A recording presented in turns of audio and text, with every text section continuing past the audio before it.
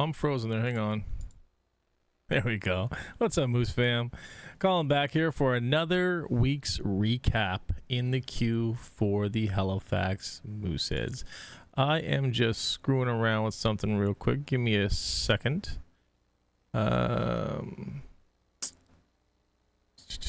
Record clips, main cam. I just got to shut off one of the cameras.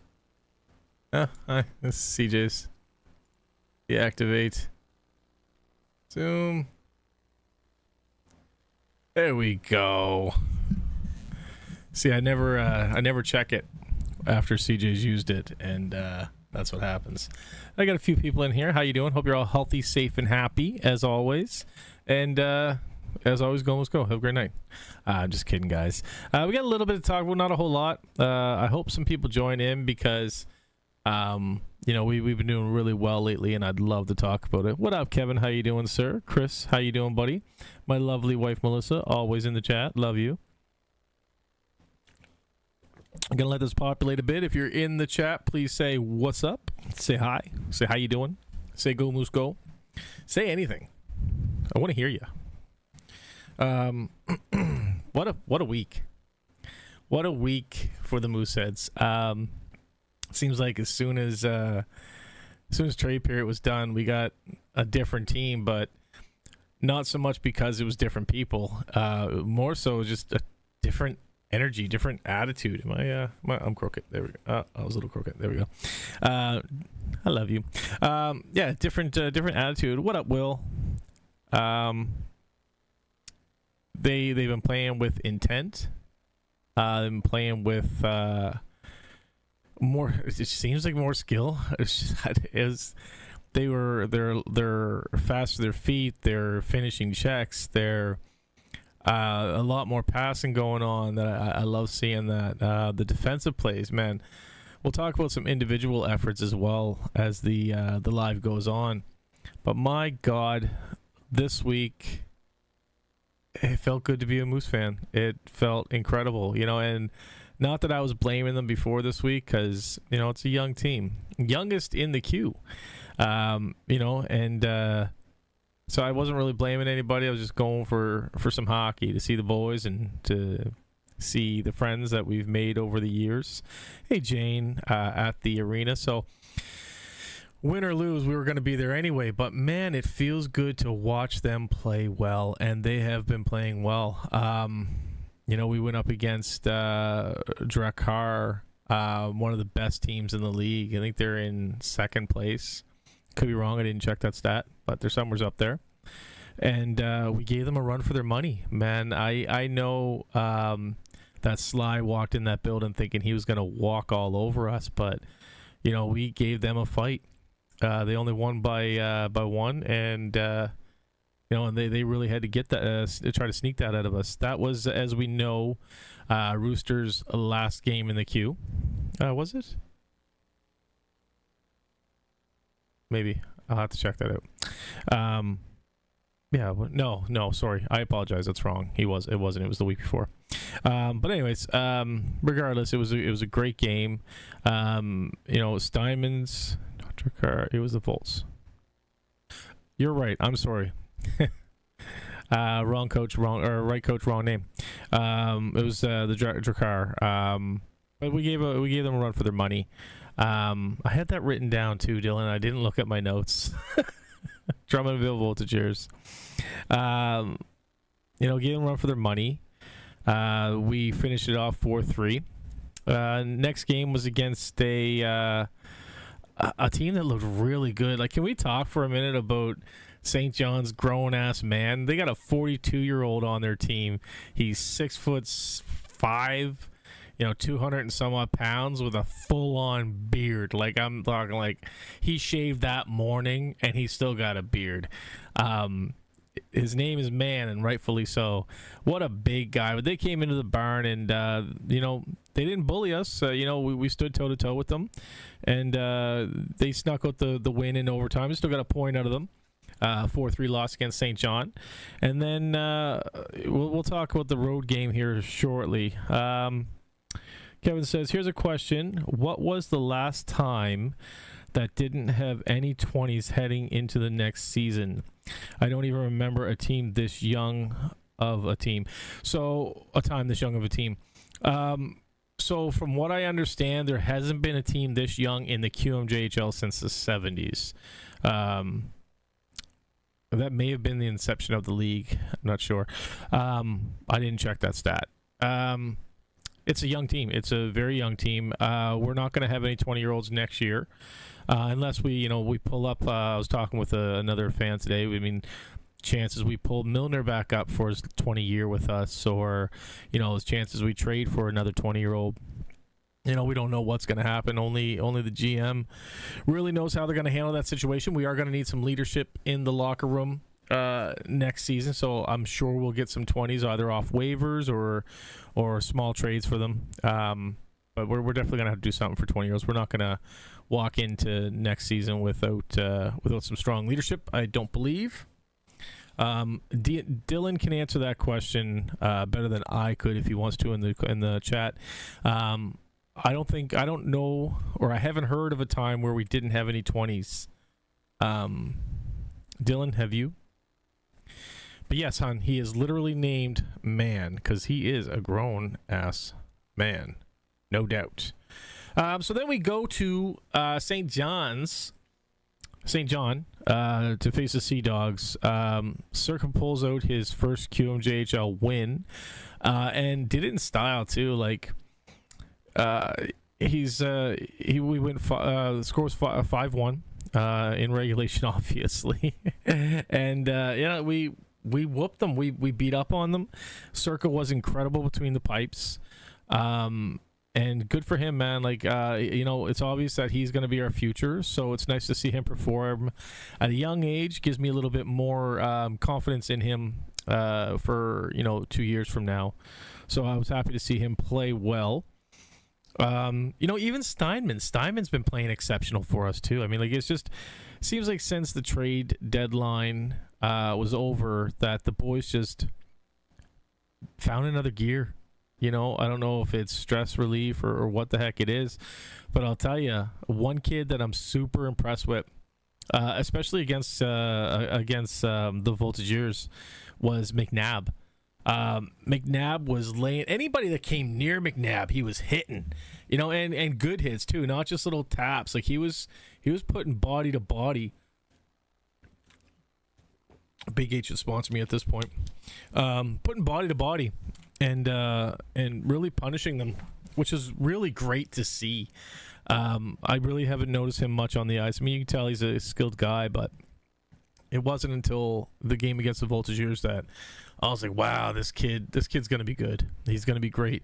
So with that being said, the person who's seen it first was Brooklyn, Steve and Lindsay's daughter, who fell in love with him instantly. He's a good kid, and I can't wait to see what happens with him in the future and us. Another honorable mention for the same reason really is Cheris. The kid was in front of the net. His stick was on the ground. All the guys, anybody who's defending the net right now, their sticks are on the ground. I love seeing that. They're, ready to swipe away garbage from in front of the crease. But Chiros in particular was moving bodies. He was knocking away trash. He did exceptional. I was really happy to see that he came up and really showed us that he's there to compete. I can't wait to see the compete level from other players. I know it's been stressful for Nasruddin. I know he's a great player, and it's been a fight for him to try to get that monkey off his back and get his first goal. So I can't wait to see when he starts producing. But also Bent. We brought him up. I heard nothing but great things about him, and I didn't really notice him on the ice yet, and I can't wait until I can say, wow, that Bent guy. But as of right now, I didn't see it. Again, first few games in the league, give him some time to settle in. There is a bit of a jump in play style from his league to the Q, so give him time. And yeah, I really don't have anything bad to say. Like, these kids really fought hard the last 3 games. They left this morning on a road trip to play Rimouski, Blainville, and the Voltigeurs. So wish them luck. Nothing but luck, boys. Be safe. Bring home a few points anyway. That's it for the games for this week. Unless somebody wants to join and talk about it. We know what happened. Anybody who's watching this channel typically are season ticket holders, or they've already watched all the games. If I'm missing anything, please put it in the comments. Hundell, Kilfoyle, and Carrier are both on the NHL prospect list. I think this is a pretty pretty safe bet to say we knew that was coming. Kilfoyle and Carrier both being first round picks, and Hundell, he was a high pick in his respective draft, and he did incredible at the juniors. So my hats off to them. Great players, and I know somebody's going to be lucky to pick them up. New episode of Moose Tracks is live. If you haven't seen it, go check it out. I got a message today from Adam with the Wildcast podcast. If you're not subscribed to them, please do so.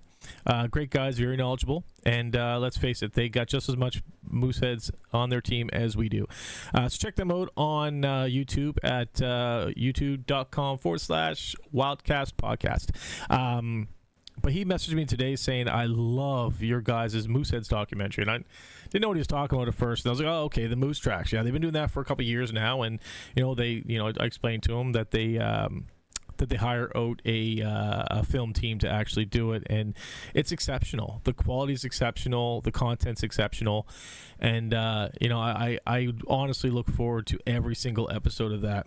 Speaking of Moose content, Scotty should have a new episode live tomorrow. I'm not sure who his guest is, as I'm not party to that, but I will say, check it out. I've really been enjoying the content they are making as well, and I think I speak for everybody in the content realm. More content is good content. They've been doing a great job. I already mentioned that, so I have really nothing to talk about. I can go into some channel news and then say goodbye, unless the chat wants to start blowing up here. We got some couple things here. 20s, Kevin said. Did you just wake up? No. Why do you think that, buddy? Is it because I'm not shaved or anything? I've been on a bit of a hiatus from work. We've just been chilling, relaxing. So I haven't been shaving and just relaxing. Do I sound groggy, Kevin? Do I sound groggy, bud? Are you insulting me? This sultry voice? What's wrong with this? Channel news. We have a winner for our recent giveaway. I asked you guys to write on our post a story that you have, a personal story that you have with the Mooseheads who have left this season. Many of you chimed in with your stories, and they're all great. To pick one was extremely hard. We all have some sort of personal connection with these boys, whether it's you said hi to them at the mall, or you stayed after a game and they talked it up with you for 10 minutes, or whatever the case may be. These boys really do have a way of making you feel special. That being said, there could only be one winner, and the winner, I'm just going to read it, and I'm sure just by the story you're going to know who I'm talking about. But in my opinion, and again, not that all the other stories weren't great, to me, this one could be the only winner. It's basically the Uno card. I have this, so I win, and that's exactly what it is. There's no way to beat this story once they put it up there. I just gotta find it. Oh, here it is. Okay. So, this is the winner of the story. On my 11th birthday, Logan came and surprised me to my house and gave me a picture and signed it, and signed a New Jersey and took the picture with me. So, of course, you all know this is no other than one of Logan Crosby's biggest fans, Kira Garland. I can't focus it in. It's not going to focus, but you guys get the picture. So congratulations, Kira. I will have that sweater and the scarf available for you at the next home game. Thanks to everybody who sent in their submissions. We are going to do more giveaways. They're just starting. And speaking of giveaways, do you guys remember that little tiny award we did last year? Probably about a month from now.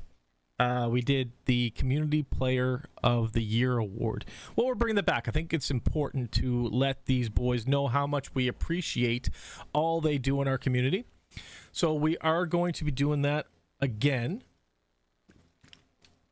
I'm not going to tell you who it is, but I have spoke with Ryan McDonald from the Mooseheads, and that's the only way I can find out. I messaged him. I was like, listen, man, gearing up for the annual award. Who's been the biggest contributor in the communities? And he said, bar none, it's this guy.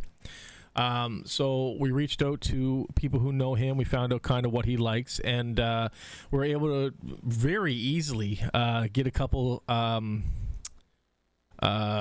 sponsors for that giveaway. He's gonna love it. I can't say who the sponsors are yet, as I don't have gifts in hand, but they will be mentioned quite a bit during that video, as well as videos to come. So again, that is the Community Player of the Year. Last year's winner recipient was number 21, Braden McPhee. We gave him a basket of candy and a $200 gift certificate to East Coast Kicks. I don't think he ever used the gift certificate either. I spoke with, at least he didn't by the beginning of this season. I spoke with the owner there, and he said the gift card was never used. So Braden McPhee, if by chance you see this, bud, get in. It's basically a free pair of kicks. You know, could be Dunks, could be, Jordans. You know, pop in and talk to the boys there and get yourself your free pair of sneakers, man. But I think that is it for news on the channel. We do have some guests coming up. Again, I won't name any names, but we do have one coming up from the current team. And we have one coming up who, played for us, kinda. And then we have three more coming up of former Mooseheads. So we do have a schedule. We probably won't be putting out an episode of Let Us Be Heard this week, as schedules didn't line up. But it seems like we're going to have 5 interviews before the end of January. So what maybe I'll do is next week I'll put 2 episodes up for you. Scotty won't have an episode of his out next week, as he posts every 2 weeks. So maybe I will put 2 up next week, one on Tuesday and one on Thursday, hopefully. But that's the way it's looking right now. Does anybody have anything else to say in the chat? Anything you want to address? We're pretty quick to say how bad the team's doing when they're bad. They're doing pretty good. Let's hear some good stuff in the chat. Come on, guys, while I take a sip of water, because my mouth is dry. My wife calls me Patchy Patch because the way I grow hair. But you can see right here, I have like no hair, little hairs around it. God, it sucks. Why couldn't I have better genes that could grow my hair better? Even up here, it's starting to go away. Thanks, Dad. Love you too, Lindsay.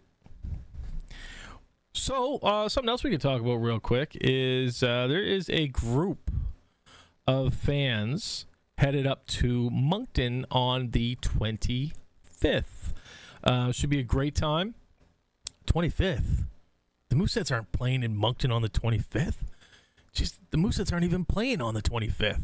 I know, but what's going on is Moncton, with 4 of our players, is playing Rimouski with 3 of our players. So we're all going to go up in Mooseheads gear and cheer them boys on. So tickets are reasonably priced, man. For 4 tickets, I think it's like $54 or something like that.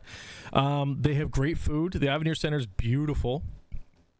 Go check it out, man. Like, if you ever get to any other arena in the QMJHL, by far you'll have the best time at the Avenir Center. The fans are absolutely incredible, very welcoming. They're hockey fans just like us. I would hazard to say they're the second best group of fans in the QMJHL. Second to only us, though. Like, we are definitely, we're tops.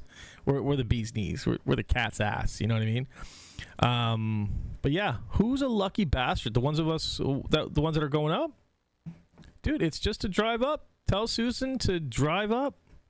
It's easy peasy, bud.